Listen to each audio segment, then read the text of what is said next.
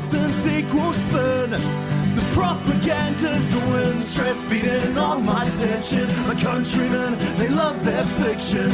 Words upon now, it's made with good intentions.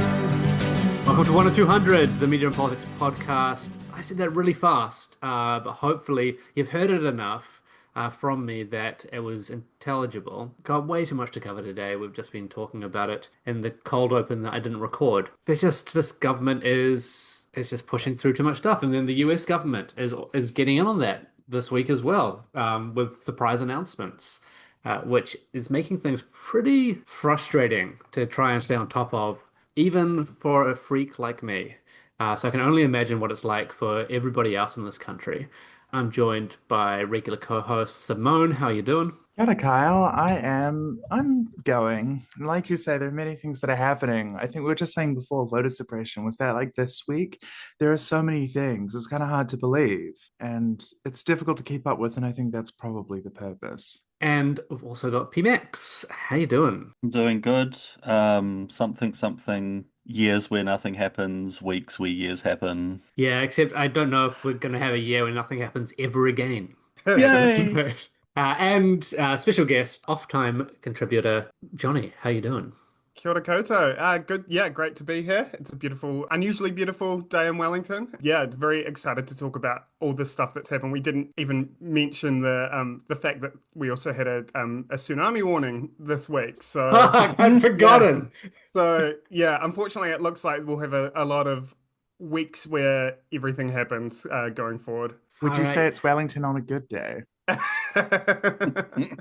I've heard you can't beat it. That's all I'm saying. They should like make a saying about that, I reckon. If you can't be Wellington on a good day, it's a skill issue, honestly. But yeah, you're really feeling like this government is just waiting for a really big crisis, right? Where they can start pushing through even more shit at this point. A few weeks back, we had all that flooding and the like, and there was barely any coverage of it. The government like barely visited some of those places. People like lost homes and stuff, and I don't know. Anyway, let's crack into it. Our votes are being suppressed, or well, not yet. We've got until 2026, and they haven't put the bill through. Essentially, they've had this voting amendment act that they've been discussing, I guess, for most of the year. The big, what do you call it, like red letter item on that was to take away more prisoner voting rights, which is just outright disenfranchisement. It's against human rights, yada, yada, yada. But, the right wing is able to use it like a cudgel against the left, because why would people want prisoners voting anyway? Because people should be allowed to vote for the people making policies about them, is the answer to that. But there are more things being added to it, such as you can't do late enrollments up to 2 weeks before election day, which just seems horrific. Yeah. I've been quite engaged in the lead up to the local body elections here, particularly around the Māori ward referendum. And it's just surprising how, with local elections, people are so, unaware, uninvested in the local elections, that this is just going to make everything so much worse. Like, we already have such low turnout. And with all the things that we talked about that are going wrong at the moment, like, no wonder people feel disengaged from like this aspect of the democratic process, and to, I guess, remove one avenue for them to become engaged just makes everything so much worse. Yeah, and enrollments to get the list sent out to you by post finished for local elections yesterday.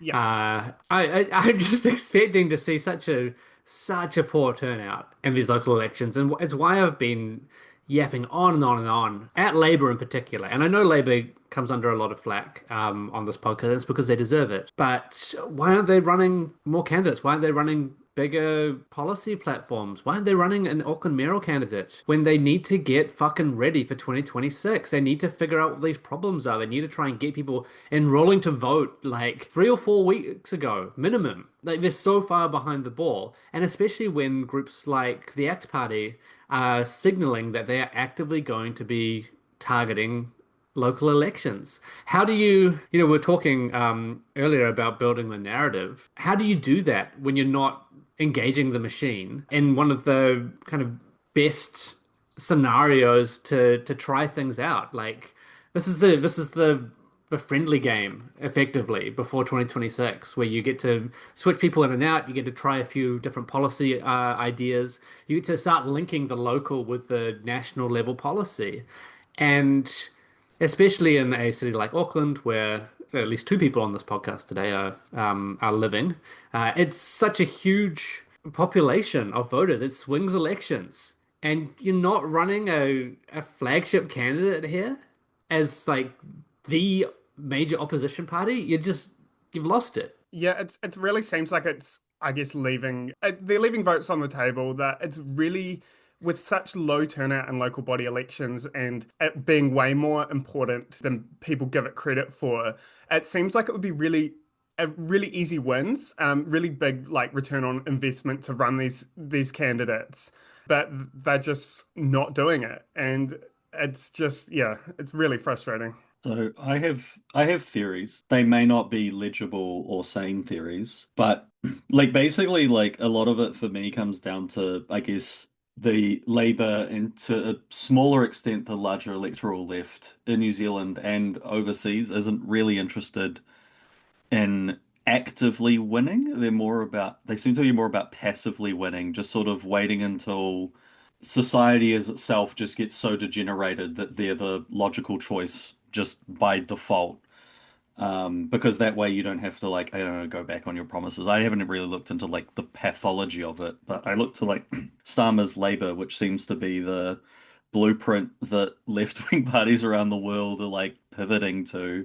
Yeah, don't really comprehend the why of it. It's probably got something to do with corruption and billionaires and all that kind of thing. But I that, think as I yeah, think as well, there's this way in which kind of more liberal, derogatory kind of electoral groups or institutions have absorbed the information environment or the media environment sense of objectivity in kind of air quotes. Where they're like, oh, I don't know about this, I don't know about this. We have to listen to all sides. We have to be a big tent, and they've been doing that while the tent wall just rapidly flies away.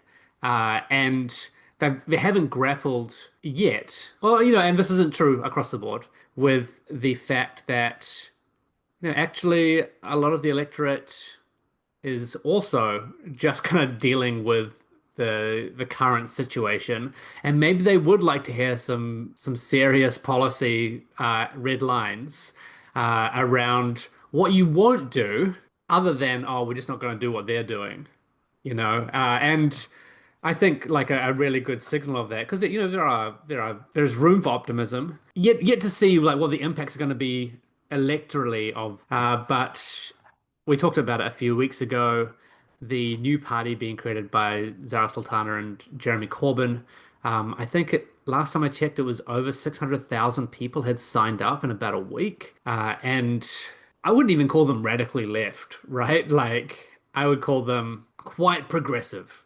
Social Democrat, I guess, like classic Labour anti-war. And if those are like actual party members, they're the biggest party in the UK by like quite a number within a week. There is an appetite for it, and people are going to say, "Oh, but not all, like only 600,000 votes." Like that's not how this shit works, right? That's the number of people who want to be actively engaged. And it's the same that happened when Corbyn was leader of Labour, and they had momentum with them.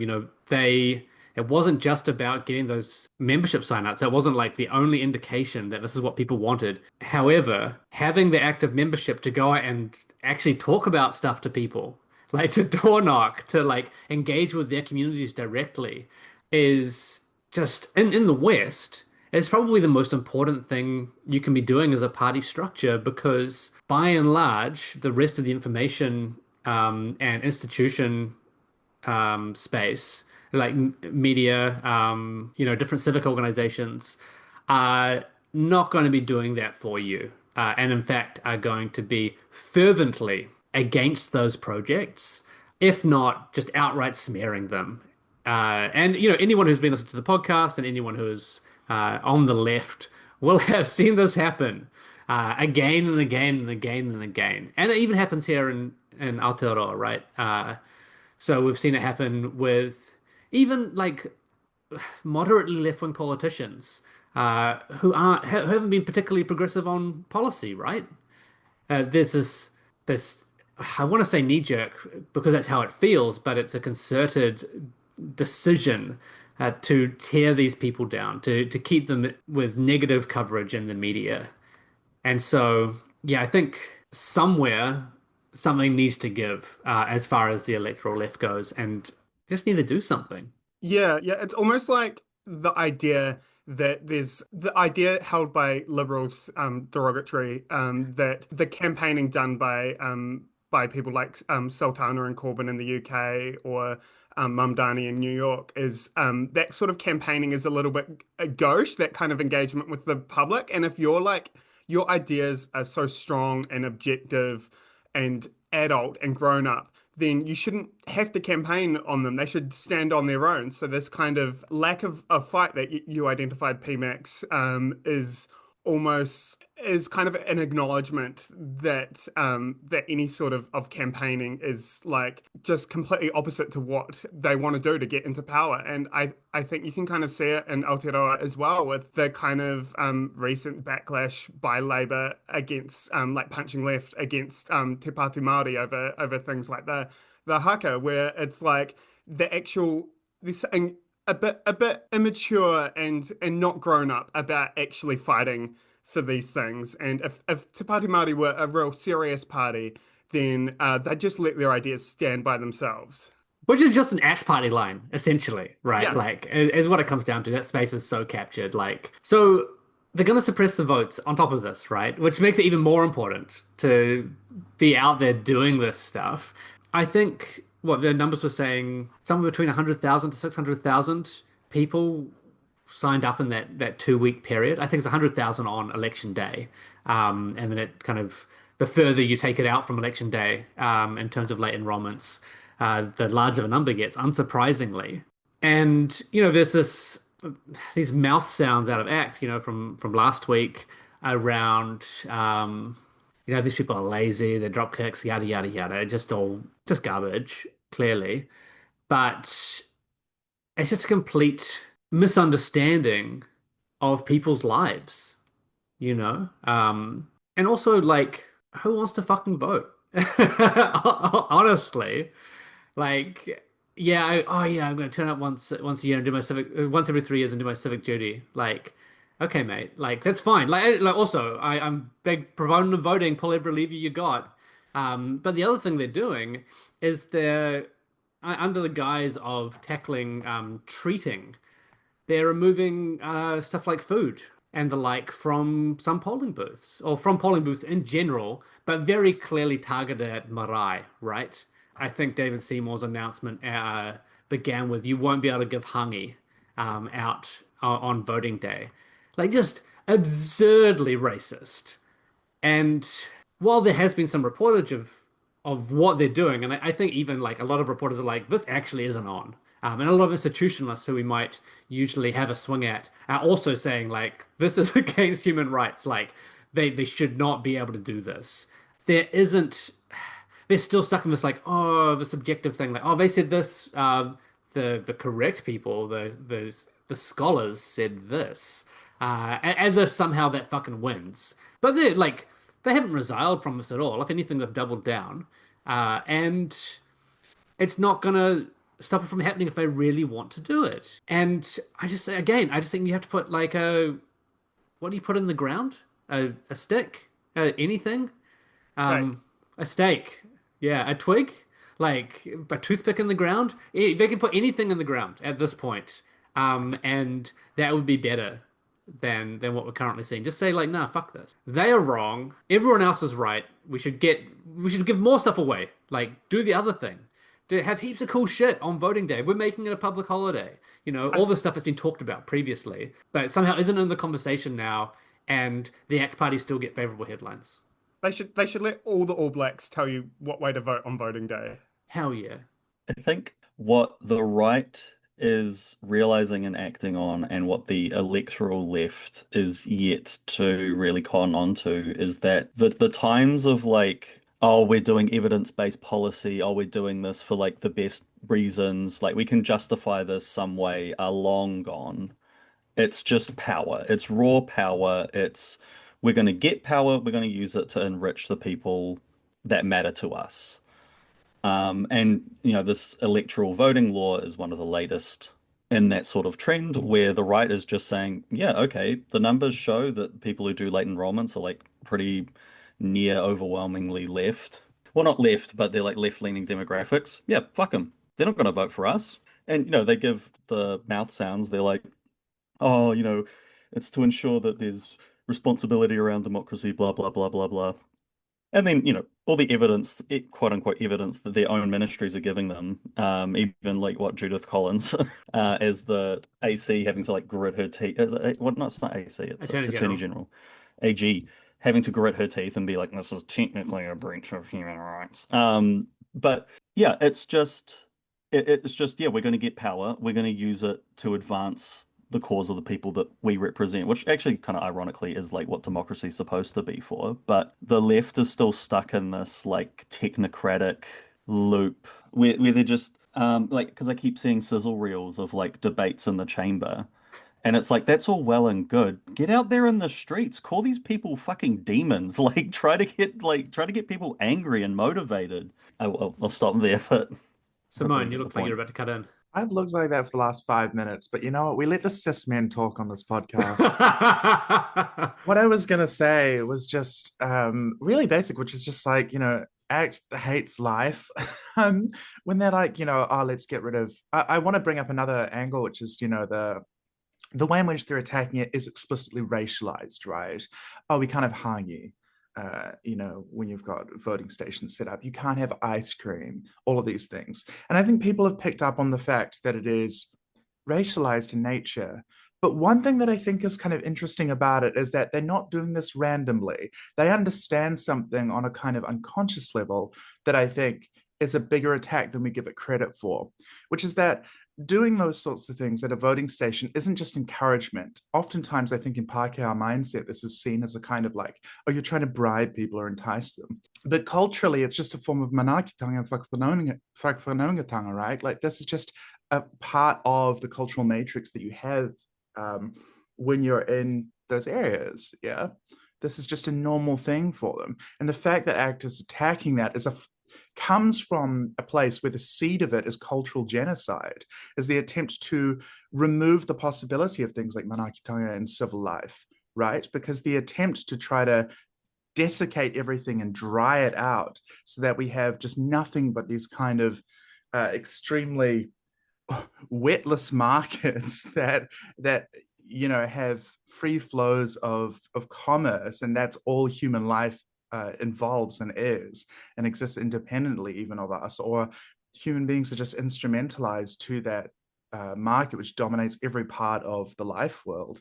I think that it's quite important to understand that this is, a very, very small tip, but it is the tip of the iceberg act. And that's kind of the genocidal seed that it comes from, because they are a kind of colonial party in the contemporary age. That is the purpose of what ACT is doing, because the form of domination, the form of fascism in a settler colony like New Zealand is always going to be one which attempts to erase, destroy, and otherwise to dismantle the existing indigeneity that happens in this country. They're trying to complete the project of the 19th century. And I think if the opposition parties don't pick up on that, although Te Pāti Māori does, there's something seriously wrong, right? Like if Labour isn't leading the charge and recognising that, immediately seeing it for what it is, there's something really not going right with that. Yeah, I mean, it's a colonial institution, like in the end, Parliament, right? Like, and it turns people who go into those halls, or attempts to, does its best to kind of crush them into its own mold. Yeah, what you're saying about the ACT Party kind of having this seed in there, and this is like just another tangible way in which we're seeing that. You've seen this across the board with a lot of ACT policy, and every so often, ACT Party MP will be caught off guard and say something just like outright eugenicist almost. Todd Stevenson in 2023 around pharmaceutical stuff saying that, we have to prioritize medicines that get people back into work. Rather than things for like chronic illness or people who have illnesses that need treatment that's not necessarily going to get them back into work, for example. But we've seen another example of that just in the last few days with the information about the pay equity policy. Again, kind of came out of ACT via Brooke Van Velden, was kind of squirreled away and was, I think, even from Parliament itself, so that people weren't able to see it until well after, the stuff has been pushed through. And some of the things being said were like, oh yeah, we need to like ignore human rights on behalf of the employer, which I don't know what we do with, like at that point. And then everyone's kind of like, oh yeah, that seems pretty bad.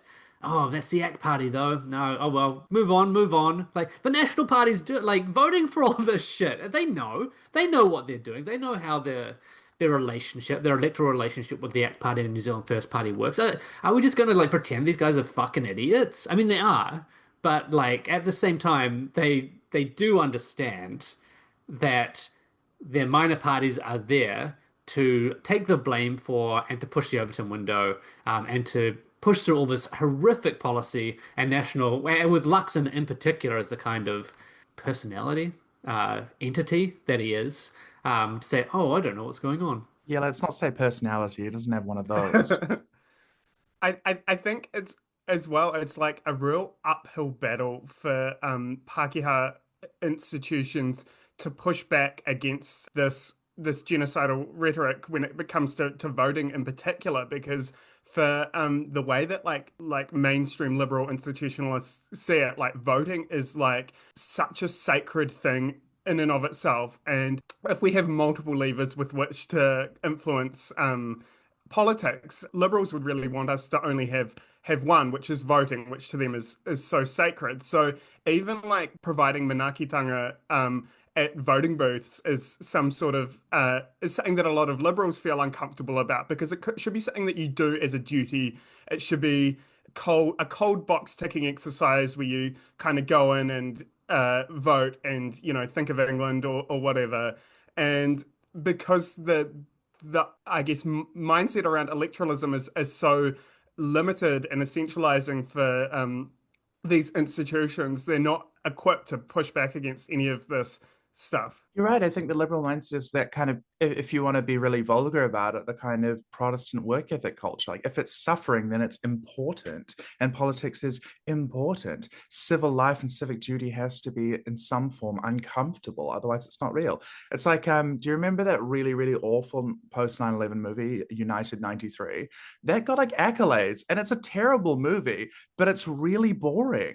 And the reason I think why is because people are like, oh, well, it's not like, Bruce Willis is tackling the terrorists in the plane and like saying, go to hell, kid, or something like that. So clearly, because I'm bored by this must be like important and normal. And it's like, no, it's really dry and boring, but it's still fascist. Like they just don't understand, and so they give these things accolades and say, oh, they're very serious, they're very important, And I totally agree with you that the idea that voting should be that way is similar. There's also this complete disconnect because not only do classes in New Zealand not talk to each other, despite the fact that we have this delusion that we don't have classes in this country, but generations don't talk to each other. Young people and old people often don't mix in the same spaces. If you've ever had, like, it's bad enough when parents who are in their, 40s or 50s might say, oh, just like take your CV around to the local shops, that they have that level of disconnect. But with older people,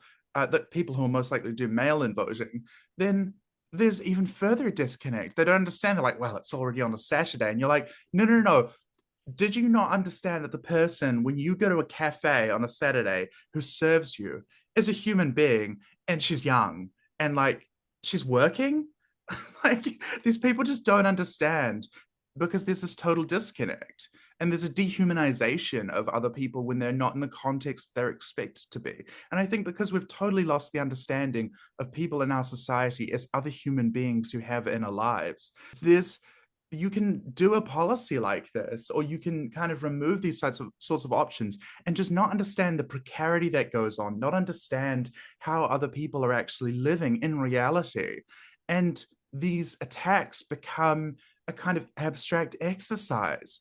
And I think that we oftentimes even attack them in opposition that way. We say, oh, look at the statistics. It's most likely left, voters who'll be less likely to do this. It's most likely young people. This is all true. This is all very good. And I think it's important to say that. I think it's also really important to highlight the actual personal things, to be like, if you are this person, this is what your life looks like. Here are all the reasons why this person is maybe not going to get around to voting, or registering to vote rather, until 2 weeks beforehand, or even less than that, because of how different the lives that people live are. Everybody's so segmented off and siloed.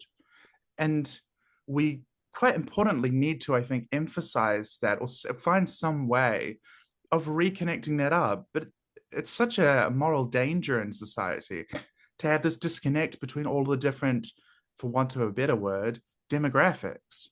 It's one of those things where there is this discourse, narrative, I don't know, idea floating out there, which I've always been uncomfortable with, but which you can see the ACT Party, it has been making a direct appeal to. And it's something that it's not only a right-wing kind of feeling, but it is even on the left. You see this like a fair amount, let alone within liberal circles.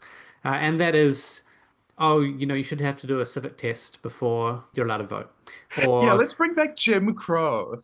yeah, you know what I mean, right? Like, or like, oh man, it's all these stupid people voting against their interests. Always been uncomfortable with that. Like, it is true, but it's when actors saying, oh, these people, I think it was Todd Stevenson again, when he was asked about these changes, he was saying like, oh, these lazy people who don't go out and read the policies, you shouldn't be signing up like on the day because how do you know what you're voting for? That is a direct appeal leftward from where they stand. I want to be really clear about that. It is an appeal at least to the center, to this kind of like technocracy. It's an appeal to top voters, right? That, oh, actually what we're doing is we're maintaining the sanctity. But like, no, like I want someone who everyone. This is the point of voting. Like you can't just like cut it arbitrarily based on what you think the amount of knowledge people should have it before they vote. Voting And is nerd shit. This is just like nerd shit, and like Labour can't push back on this because they fundamentally agree with Todd Stevenson's nerd shit ass framing about it. Because they're nerds, yeah. Yeah. Chris Hipkins is a dweeb. but yeah, it's we need to be more serious about who we think is allowed to be part of politics. And there has been this, I think maybe in the last decade, it's kind of picked up more towards the center. It's been a sentiment for a long time around like if you don't do politics, politics will do it to you or whatever, right? And we're seeing that a lot more coming from the center as well, as just the left. But we really need to understand that like when we're engaging in electoralism, we need to take that seriously. It's not just something we can like yap out. Like it uses a pithy comment, which is sometimes where it ends up being. In other news, Johnny, you finally got a response from Radio New Zealand. Just to like fully switch. But again, this is like to do with the way our institutions have been functioning, right? Like RNZ, national broadcaster. I don't even know what they're meant to do at this point. One thing apparently they aren't meant to do is report effectively on genocide in Gaza. Over 500 days, over 550 days to get a response. Yeah. I think, well, to get to the most recent response is 551 days since the initial request, and I do think the saga is still ongoing. But and so just as a bit of context to listeners, and this is something that Kyle's been involved in all the way. So yeah, thanks for all your help in my personal crusade against our public broadcaster. I haven't actually done much other than wait, but basically in January last year, I initially sent in a request under the Official Information Act asking Radio New Zealand for some documentation explaining their decision making on how it reported on the genocide in Gaza. Decisions around things like who to interview, what kind of languages it uses when reporting on Palestinian deaths versus Israeli deaths, how that relates to things that it republishes from international outlets. And I think this point around international outlets is a really, really important one. And I think one of the biggest ways that Radio New Zealand is able to dehumanize Palestinians is by republishing things from its trusted wire agencies like BBC, Reuters, and Associated Press. So when it republishes these things, it has a policy where it can't, Radio New Zealand is not able to change the reporting from these places. This is something that has been quite fraught in the past, as certain former Radio New Zealand employees have run afoul of. But it is also means that even if Radio New Zealand had the best possible internal guidelines on how it reports on Gaza, if it has a policy of republishing things from outlets like AP or BBC without changing them, then it doesn't really matter because especially if Radio New Zealand is increasingly under-resourced and unable to report on these things itself, then it's just going to report on things from international outlets without changing them and kind of replicate their own genocidal framing of what Israel is doing in Gaza. So this was kind of the thinking behind my initial request in January 2024. I had a quite unsatisfactory back and forth with Radio New Zealand, where they just outright rejected my request without really any reference to the Official Information Act. So that's when I escalated it to the Ombudsman. Presumably, like our national broadcaster, the Ombudsman is extremely under-resourced, so it did take over a year to get any traction with the Ombudsman. But in the interim came this report that Radio New Zealand published into its own coverage of Gaza, which found that Radio New Zealand did nothing wrong and its reporting was actually really good. It had some recommendations, but overall it was an affirmation of what Radio New Zealand was doing.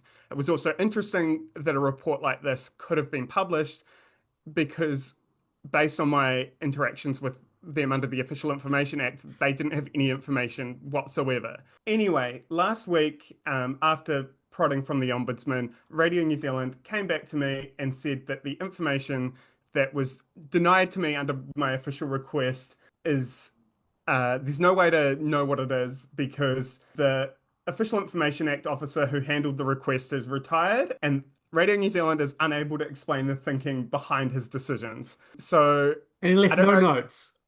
No notes, no handover material. Like, look, I know we all do that shit on like 4 p.m. on our last day in the job, but to just like duck out without anything is incredible, And I think there is an element of this particular for a guy who didn't leave any handover notes was probably personally obstructive. The reason I think that is because every single request to them took 20 working days exactly to the day for them to respond, which is the statutory maximum for them to reply under the Official Information Act. Even when it was just a one-sentence email saying the information doesn't exist, it was always 20 working days. So this guy presumably was kind of trying to drag things out as long as possible until he retired. But the fact that there's no recourse for dealing with this, I think, speaks more broadly to Radio New Zealand's problems. I was just so stunned to read, oh, sorry, we don't know what the previous guy was thinking, and there are no notes, so we can't give you any information again. And those initial responses, just for the audience's benefit, they're some of the worst OIA responses I've ever seen in my life. Like, they were so far divorced from the process. As you said, no reference to the act itself as to why the information wasn't being given. Even when he was saying, like, oh, we don't have any of this, right? Like, it's so casual. This dude, I don't know how he's employed. Like, I don't know how he got to go on and retire instead of being fired. Unless there was, like, also an understanding there that this is why he was in that role. right, that it was a decision being made. Like, there's no way they didn't know that he was getting up to this stuff. And it wasn't just from what I know of other people's requests, it wasn't just your requests that were being treated in this way either. This was like across the board, particularly on this issue. Absolutely. And I joke about it being a personal crusade, but it's really, this is just one example among many of people being really horrified by Radio New Zealand's coverage of Gaza. And we've seen similar things with the transphobia that Radio New Zealand has platformed recently. I've run afoul of their OIA handlers with previous things. I laid a complaint about the Kathleen Stock interview a few years ago. But this is just kind of how they operate. And you're absolutely right, Kyle, that this gatekeeping behavior probably was the reason for the guy being in the role. You're not going to be a chief OIA handler if respect the public. You're there. Your job description is to be a gatekeeper of official information. They've now sent you as well. Like, so as part, I'm assuming, as part of the investigation from the ombudsman, this is kind of have been given some directives, right? Or at least they have sensed a directive that, hey, maybe we should have these guidelines. And they've also sent through, I guess, what's effectively a style guide on how they report on this, which is good that they've done something 2 years later. But there's almost no way that this didn't exist more broadly for coverage of this issue, which has been going on for 70 plus years. Like it is ludicrous to believe that would be the case. And then the new guidance is just like not great. Yeah. Yeah, it's definitely an improvement and definitely a response to this, but obviously, in particular, this point about republishing their trusted agencies just almost renders it a little bit redundant. But you're absolutely right that there must have been something that existed before this. If there was no written policy as formal as this current Middle East conflict language guide, then there must have been something informal that they had about how they reported on this stuff. And even if it's informal, even if it's kind of verbal agreements underlying editorial decisions, this stuff is all covered by the Official Information Act. This is all official information. And it's it's running afoul of the act to not provide me anything, even if that is less formal than this language guide. It's not looking good. And this is part of that wider issue we've been seeing with the way that the Western media and Western politicians are kind of acting in concert around the genocide, right? Everyone's kind of using the same language, making the same decisions. Like you'll see the stuff with Starmer recently saying, oh, we're going to recognize the state of Palestine if Israel doesn't stop. And then Canada, New Zealand, etc. are like, oh, we could probably do that as well, maybe. And this kind of, I don't even know how to describe exactly like the kind of duplicity that's happening here. The West very clearly aligns itself behind this fascist US project, right? Because that's where like this kind of stuff is going. This is a US operation in the Middle East, and all the vassal states are just expected to get on board with it, and then make sad sounds every now and then, so that the electorate doesn't feel so bad and doesn't rise up and actually pull these people out of office. Like I guess what National Party has been doing on Gaza hasn't been strong enough, but they'll face it at the ballot box. Like it's not gonna really do it anymore. And that kind of brings us to our last big item. I was just going to say someday everyone will have always been destroying the records. It's the negative, right? Like the absence of it really tells you everything. If this were an innocent mistake, they would have a person who would be like, okay, well, if we go back to our rationale, we can see that this makes sense from the perspective of, I just want everybody to know that Kyle actually left in the middle of me talking about this, but he's not going to notice until he hears this episode.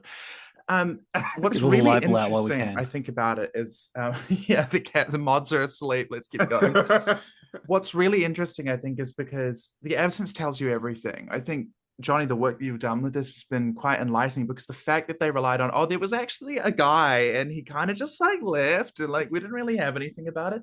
If this were something that they would be able to go back to first principles and say, well, RNZ, we operate this way, this is how we do it. If we look at our policies, we can surmise that this would have been the outcome, etc. The fact that they are saying, oh, whoops, we just kind of like, I guess we don't have the records, it's guilty as hell. like there's no other way of saying it, that this is pretty explicitly an admission of the sort of thing where I do apologize. I can't remember exactly where this was, but I remember that the United Kingdom's all of the colonial records related to a particular region in Africa. I remember a few years ago they said, "Oh, actually, we destroyed all of those." There were like hundreds of thousands of records in relation to what we had done there, but they're just gone. Sorry about that. And this feels like exactly the same thing, where they know that what they're doing is wrong. There is a reason why, very obviously, all of these things are occurring in what they believe to be outside OIA channels, but which are not, like, text channels between each other or on Teams or whatever.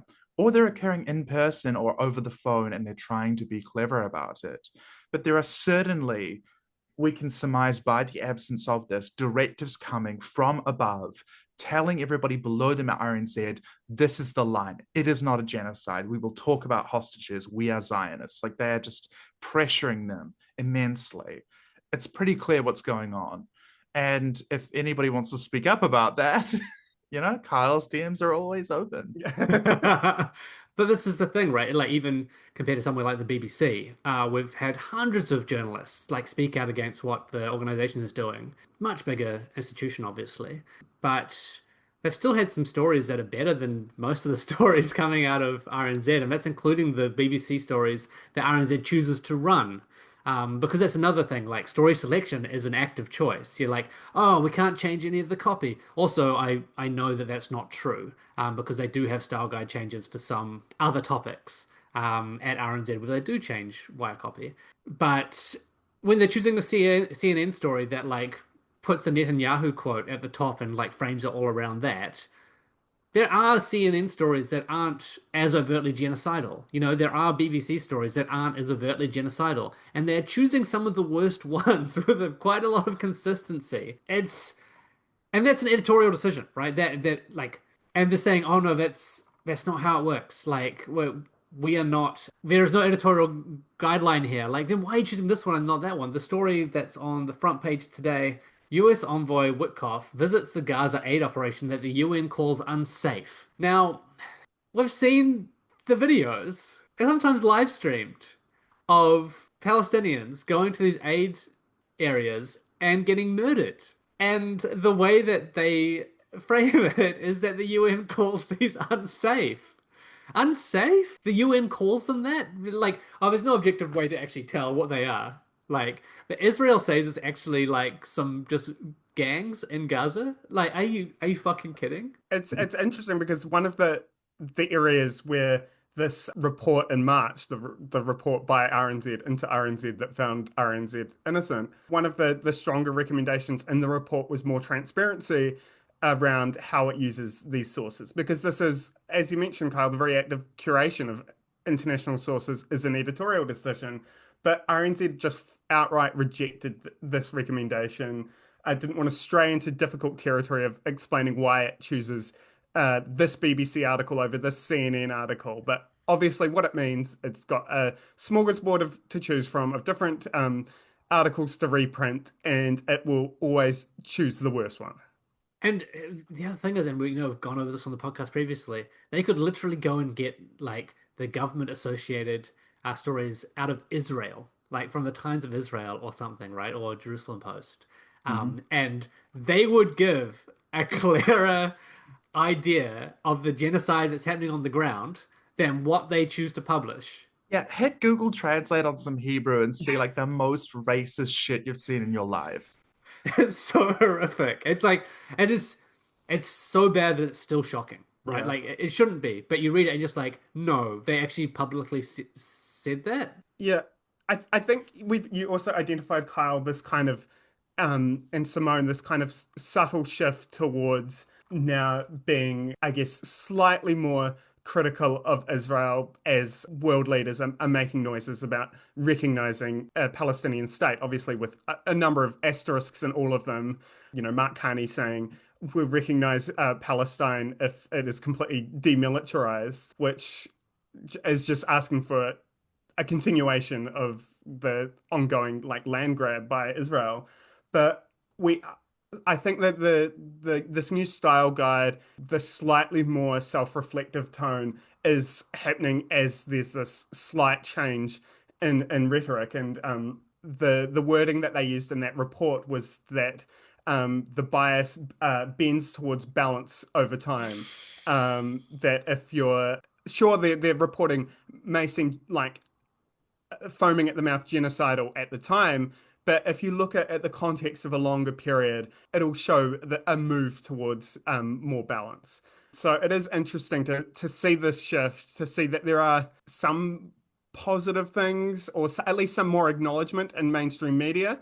But it's really, I think, just downstream of kind of quite symbolic gestures from other Five Eyes countries. It reminds me quite a bit of, I was watching a documentary last night around the Oslo Accords, and it reminds me a lot of, I guess, a lot of the noise that the West was making around recognizing Palestinian statehood at the time. And obviously that lasted about 5 minutes. But I think this kind of shift, this supposed shift to more something more balanced and less racist over time, kind of reflects similar like blips or exceptions to the rule. You mentioned Five Eyes, which hooks us perfectly into the sudden and unexpected news by everybody, apparently.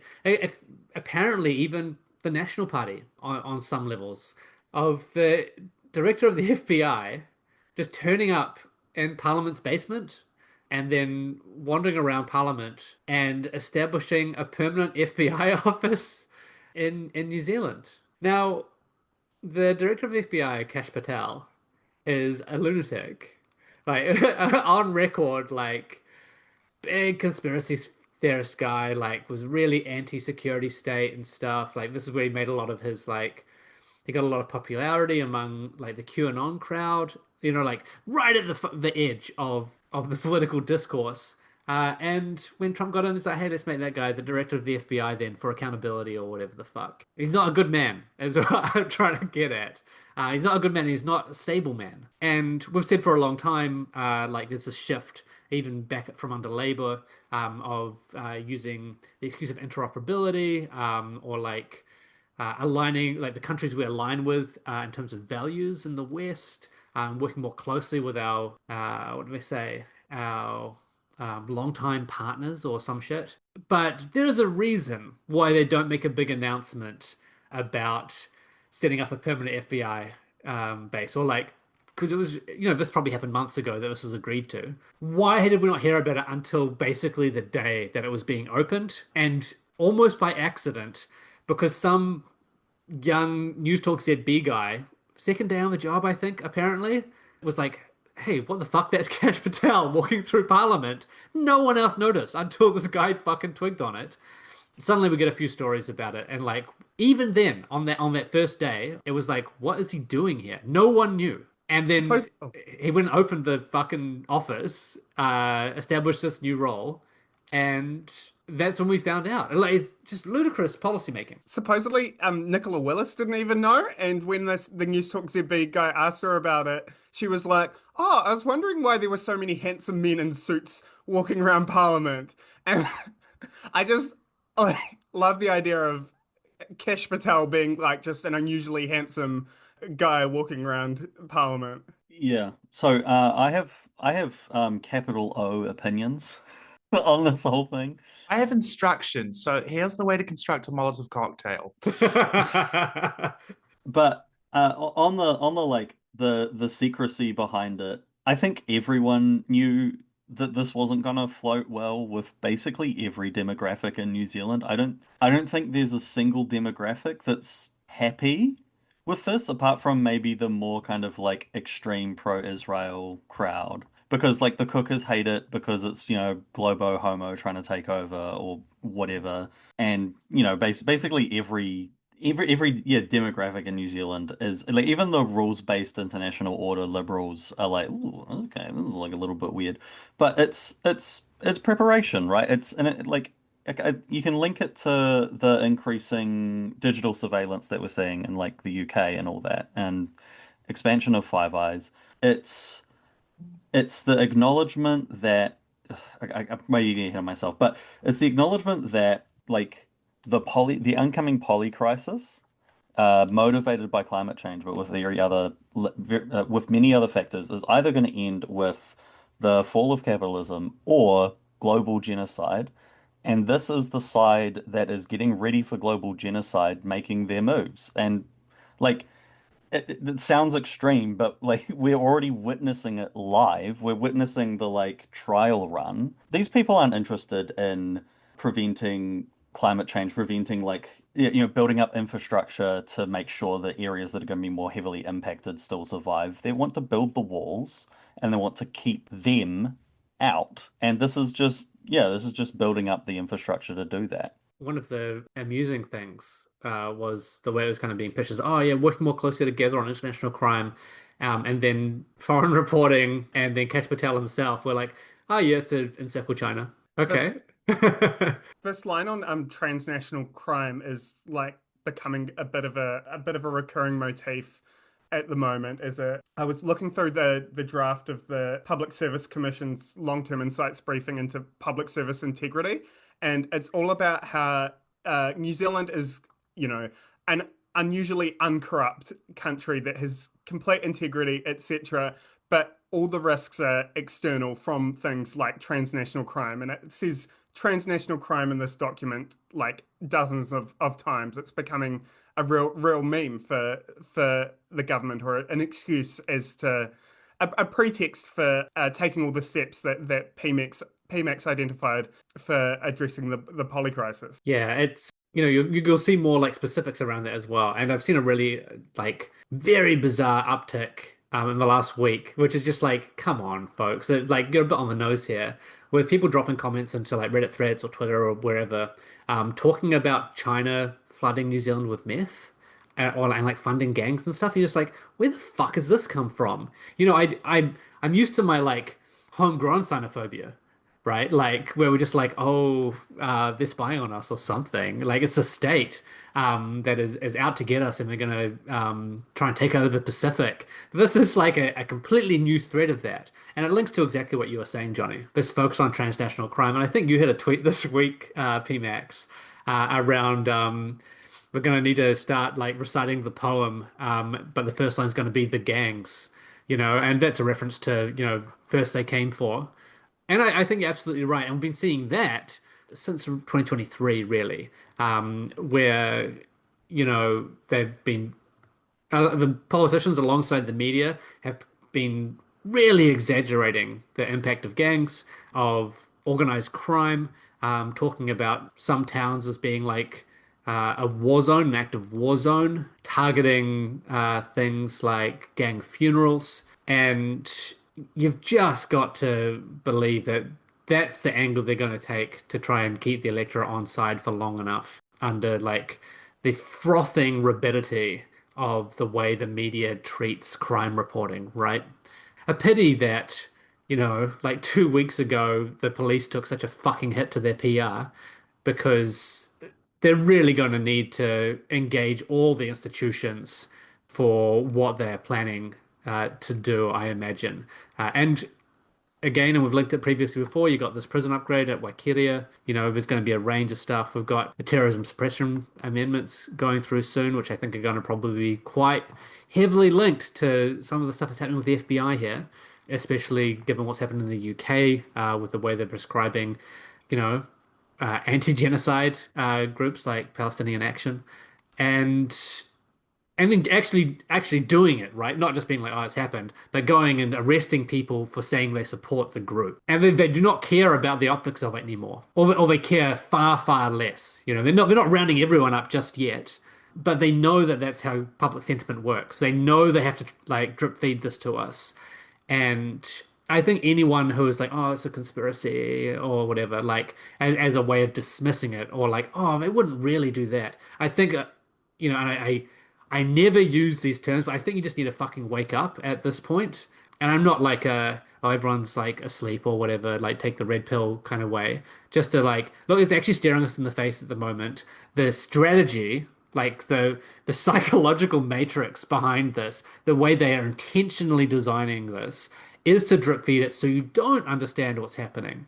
And the poem, Pmax. It's specifically about that. Like they know how it works. They know they're going to carve off parts of society, round them up, and they're going to start with the ones that you don't like first.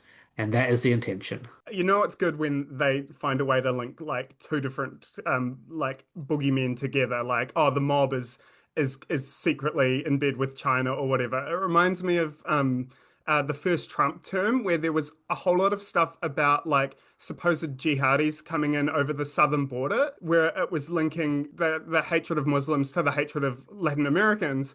And I think that was the plot of Sicario 2, was that, you know, the cartels were smuggling terrorists over the border. It's just like to be able to link these two disparate groups that New Zealanders are supposed to hate together is just like incredible storytelling. Like, is it? Yeah, we're the conspiracy theorists.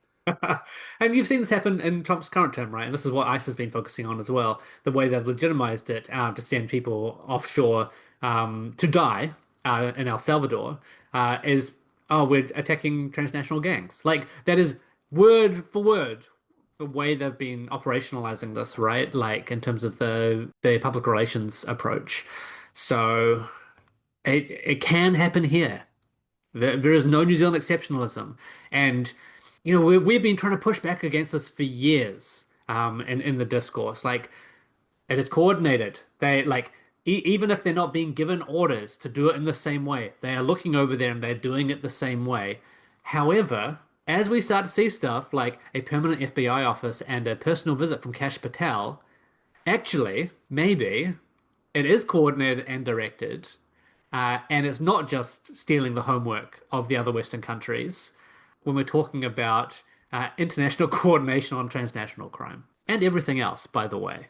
Any final words on that issue? I made my feelings clear on this one, I think. And we don't want to get prescribed. I'm keeping quiet for two reasons. One, so Mitch doesn't have to cut anything, and two, because I know that the things that I have to say, we can't say on 1 of 200. So I think it's really interesting how the FBI is setting up an office here. Yep, it's notable. That's what I have to say. There's a protest happening this afternoon in Auckland. I don't know. Is anything happening down Wellington, Hamilton, the other two? There's some stuff happening here. I don't have any specific dates, but I know there has been talk about protesting it here. I'm not clued in on any protests in Hamilton, unfortunately. Alas. But, you know, stop protesting. I can't say too much, but like, it doesn't do anything, people. Have you not realized this by now? Have you really not realized that like marching on Parliament or whatever the fuck, or like going with like signs outside of a building, it's one thing you can do. Never stop there. If you stop there, it does nothing. Absolutely nothing. We have witnessed in the past few years a form of organized protest that worked very well. This is true. How Trevor Mallard like queuing up a Spotify playlist as we speak. Turn on the sprinklers. But this is the thing, right? Like, with that aligned with business, I do just want to say, like, the reason why that worked is because that was already the interest, right? Like, it was one, an AstroTurf thing, and like two, it already aligned with capital. Yeah. January 6th was the same. Like, I think when Branko, one of our co-founders, but also over, you know, doing journalism or whatever in the US, was looking into the people in the January 6th, because, you know, they've been talked about as all these like redneck racists or whatever by the Democrats. Now it's a bunch of like business owners, right? Like, and like they've gone off the deep end, a lot of them. Same down in Wellington, but it's not just the rebel, like, and that's not why some of these succeed, right? Or why, I shouldn't even say succeed. This is not why politicians acquiesce, right? But I think you're right. Like, getting out to protest has become a little bit of a badge of honor, similarly to voting, but one little step to the left. I think the one thing that is good with protests is, I think they have to be part of the recipe. They've been really good for building networks and community here in Aotearoa, and for getting, people exposed to some of this stuff. But, you know, hundreds of millions of people across the world have been marching every week against the genocide in Gaza. And as you say, Simone, not much more to say about it at this point.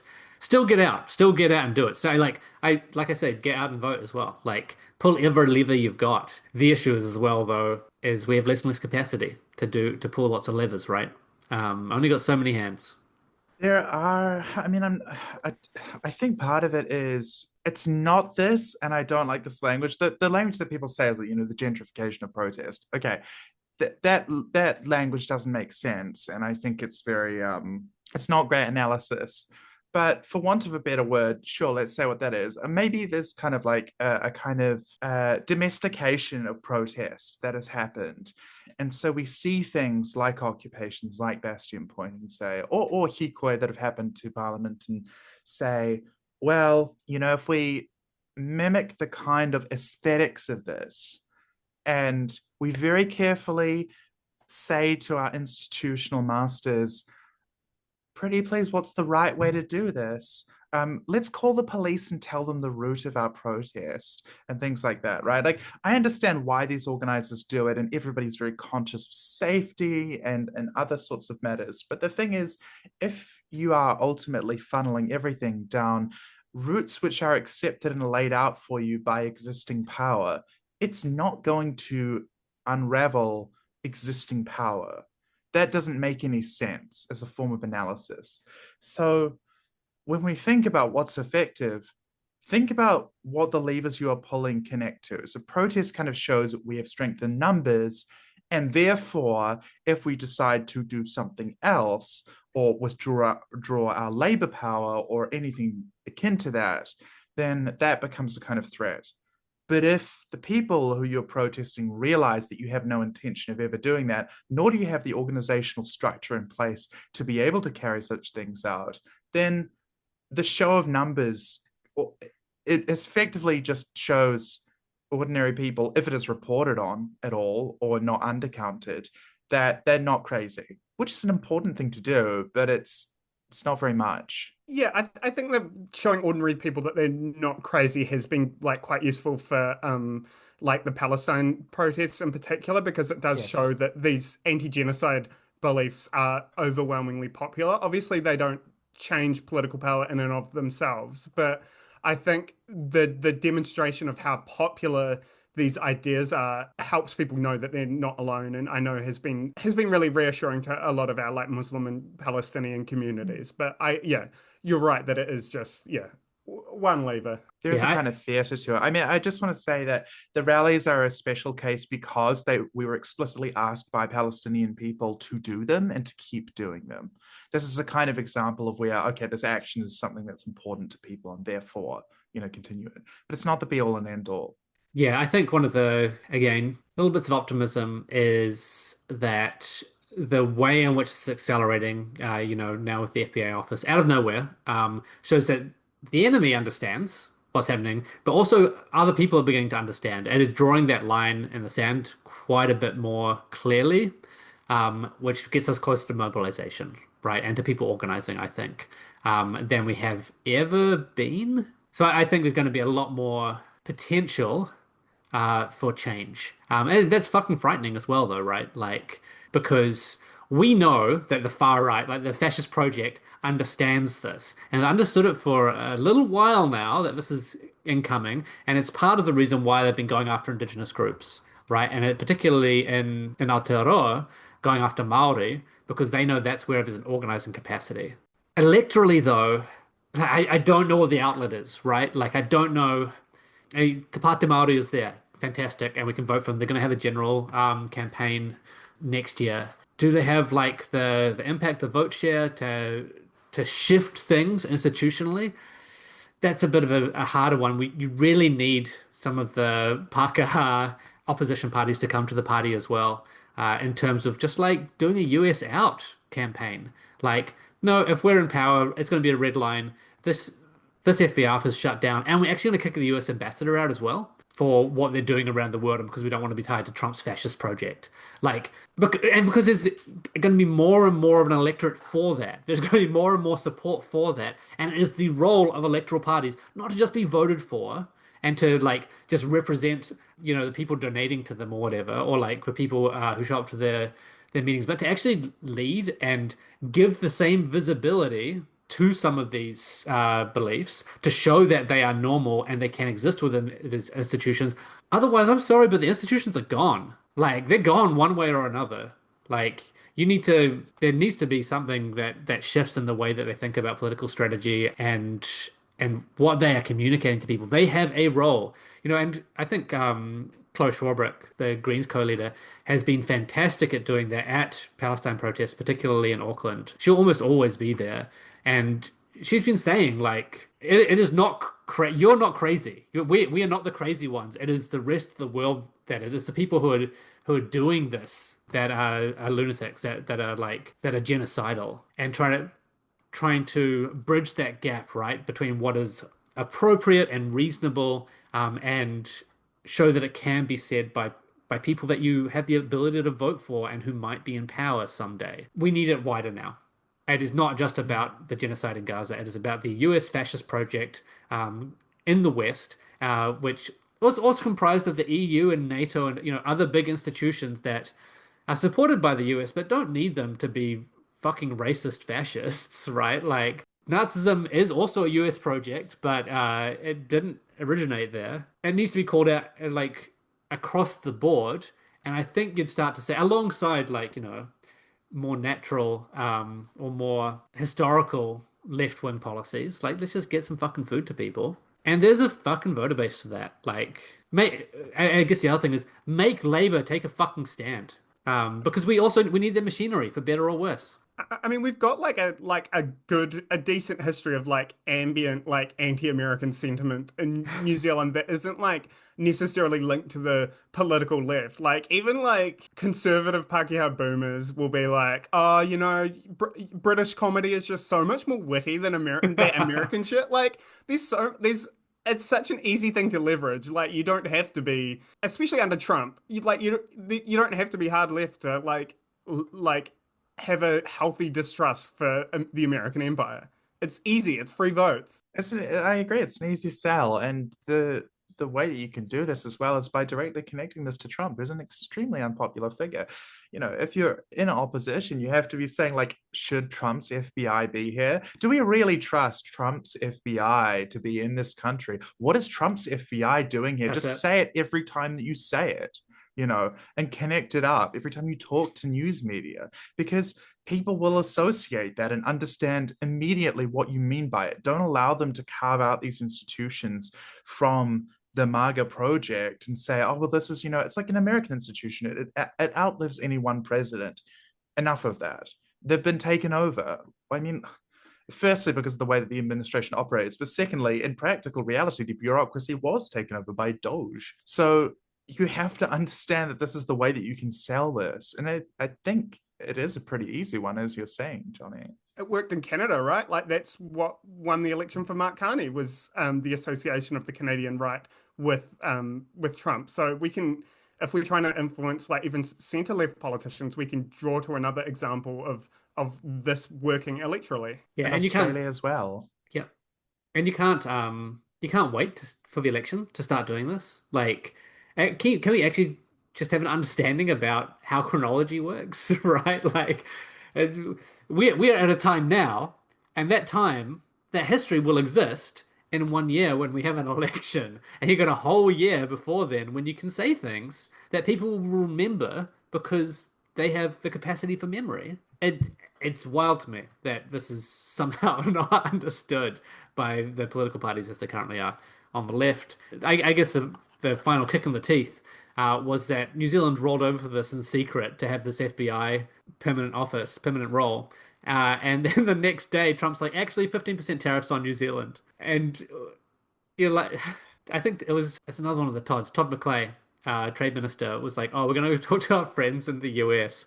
And like, yo, they were just here, mate. Like, what are you talking about? Like, you're not getting it. That's not how it's going to work anymore. Like, have you seen what the EU just signed with the States? Like, it is empire like all the way down now. Like, just very barefaced. I think as we're saying, early power politics. Like, you'll do what we say, and we'll take everything you have. Like, that's how this is working. Well, that's been another episode of 1 of 200.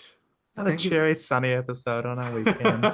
Always, always, we love it. Giving you some tools, giving you some thoughts, helping you link some things together, such as they are. Thank you, Simone, for joining us. I love linking things together. I love linking ingredients together, such as having an empty bottle, having. It's just New Zealand pole survival simulator. Yep. There were thoughts today. Yep. Fantastic. Thank you, Pmax. No, thank you. Yeah, it's been great just sort of going over the various ways in which the world is fucked once again. But I think there's hope there. I think there's like pathways forward. There's action that can be taken. And thanks for joining us, Johnny. Yeah, thanks so much for having me. Yeah, definitely like connecting things together, like as if you were connecting the component parts together of a contraption. Thank you for having me on the pod, and yeah, keep listening. And we'll put a link to Johnny's Substack about the RNZ saga in the summary as well. Thank you to our audience. Thanks for listening, everyone. Go and talk to people, engage with people. Remember that people that you talk to might not have been listening to 1 of 200 for 4 to 5 years. So you might have to drip feed this information to them in the same way that, et cetera, et cetera. Like, share, subscribe. Patreon link in the summary as well. Give us some money, please, God. And we'll catch you next week. If artificers are, then I'm living a pointless life, but I'm learning all your lessons. Fucking politics, there's no distinction. The road to power now is paved with good intentions. And I'll admit that I'm at a loss for what to say when they quote us as a cost we ought to stay. Cause I live amongst the people every day in this vindictive, forgetful fucking rain. It feels like we're all